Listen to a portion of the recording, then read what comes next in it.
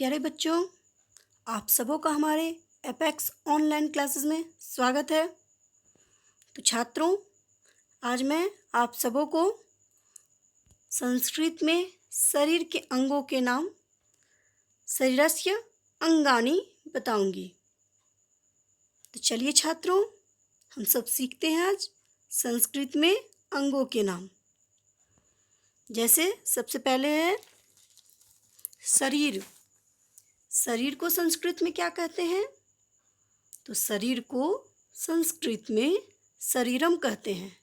शरीरम, शरीर, शरीरम, शरीर, शरीरम। सिर, सिर को संस्कृत में शिर, शिरः, सिर, शिरः, सिर, शिरः, शिरः, शिरः अर्थात सिर।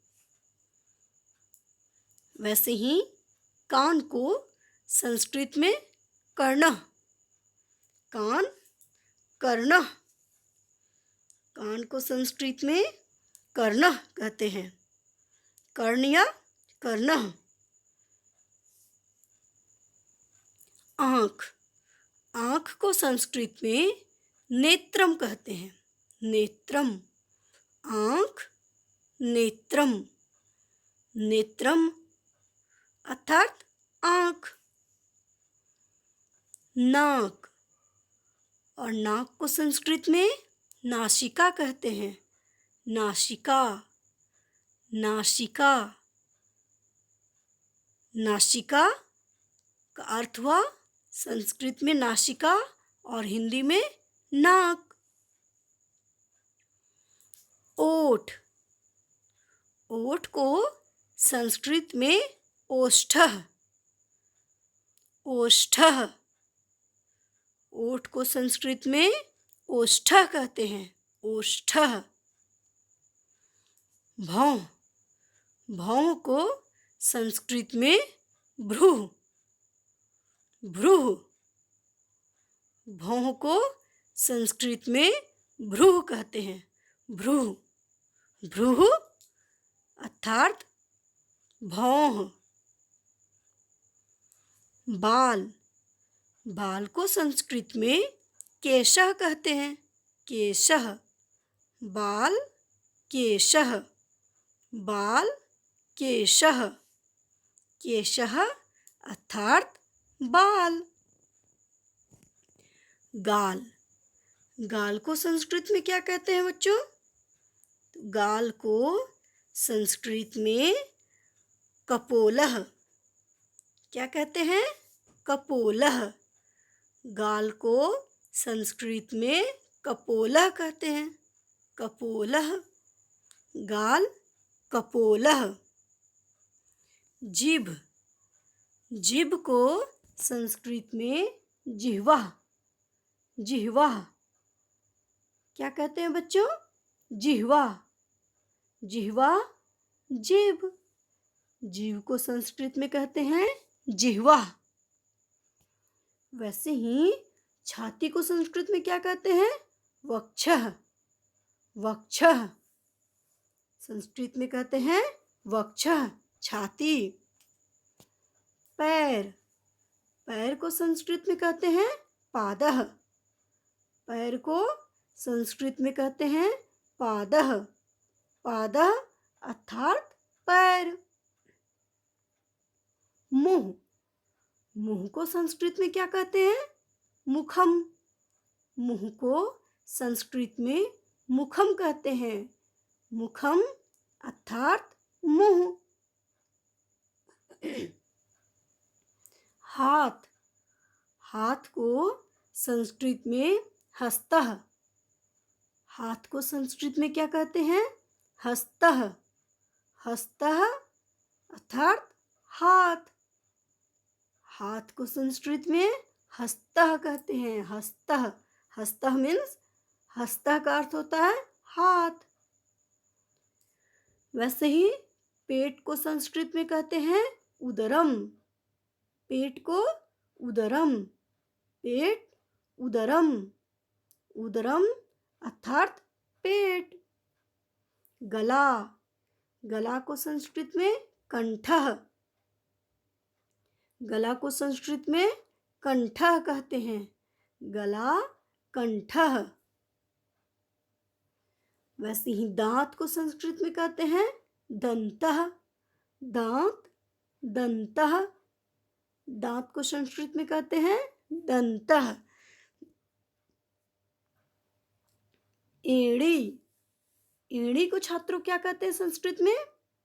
पार्षणः, पार्षणः। क्या कहते हैं बच्चों? पार्षिणः। संस्कृत में एड़ी को कहते हैं पार्षणः। वैसे ही कुछ और शब्द हैं जिनको संस्कृत में हम हिंदी में कुछ है और संस्कृत में उसका अर्थ कुछ है। संस्कृत में उसे कुछ अन्य शब्दों के नाम से जानते हैं, जैसे कांख, कांख को संस्कृत में कहते हैं कुक्षः, कुक्षः। कांख कुक्षः। केहुनी, कुरपुरः, केहुनी को कुरपुरः, कुरपुरः। केहुनी को क्या कहते हैं? केहुनी, कुरपुरः। हथेली, करतलः, हथेली, करतलः। कमर, कटिह, कमर, कटिह। नाखून, नख, नाखून, नखः। खून, खून को संस्कृत में कहते हैं रक्तम, खून, रक्तम। पसीना, स्वेदः, पसीना, स्वेदः।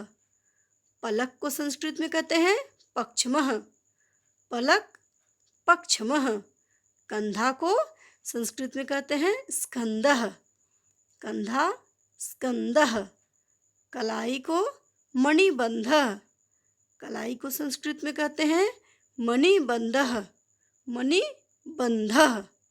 कलेजा को हृदयम, कलेजा को संस्कृत में कहते हैं हृदयम। पीठ को पृष्ठम, पीठ को पृष्ठम।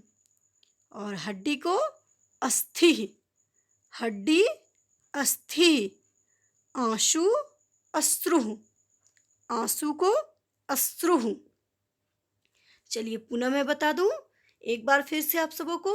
शरीर को शरीरम, सिर को सिरः, भौहों को भ्रूः, गाल को कपोलः, कान को कर्णः, ओठ को ओष्ठः, जीभ को जिह्वा, गर्दन को ग्रीवा, काख को कुक्षः, केहुनी को कुरपुरः, हथेली करतलः, छाती को वक्षः, पेट को उदरम, कमर कटिह, पैर को पादः, नाखून को नखः, खून को रक्तम, पसीना को स्वेदः, गला को कंठः, पलक को पक्ष्मः, बाल को केशः, ललाट को ललाटम, आँख को नेत्रम, नाक को नासिका, मुंह को मुखम और दांत को दंतः, हाथ को हस्तः, कलाई को मणिबंधः, अंगुली को अंगुलिः, कलेजा को हृदयम, पीठ को पृष्ठम, एड़ी को पार्षणः, अंगूठा को अंगुष्ठः, हड्डी को अस्थि, आंसू को अश्रु और चोटी को शिखा। और स्त्री की चोटी को, जो स्त्री अपनी चोटी करती है केसों को संवार कर, उसे कहते हैं वेणी। और पुरुषों की चोटी जो बालों के पीछे छोटी सी छुटी हुई रहती है ना बाल, उसे कहते हैं शिखा। और स्त्री को जो चोटी बांधती है उसे कहते हैं वेणी। तो छात्रों, मैंने आप सबों को शरीर के समस्त अंगों के नाम यहाँ पर लिखी हूँ और आपको कैसे लिखना है, उसकी उच्चारण ध्वनि कैसी है, उसे कैसे उच्चारण करना है, ये सब मैं आज बता चुकी हूँ। तो छात्रों, अब मैं आप सबों को अभ्यास प्रश्न देती हूँ, जिससे कि आप सबों की इस पाठ की पुनरावृत्ति हो जाए। तो देखिए, निम्नलिखित अंगों के संस्कृत में नाम लिखिए। यहाँ नीचे दिए हुए कुछ शरीर के अंगों के नाम मैं हिंदी में दी हूँ, आप सबों को इसे संस्कृत में लिखना है। जैसे सिर, कान, हाथ, नाक, पैर, बाल, पेट और एड़ी। इन अंगों के नाम आप संस्कृत में अपनी उत्तर पुस्तिका में अवश्य लिखेंगे। तो छात्रों, आज के लिए इतना ही। धन्यवाद।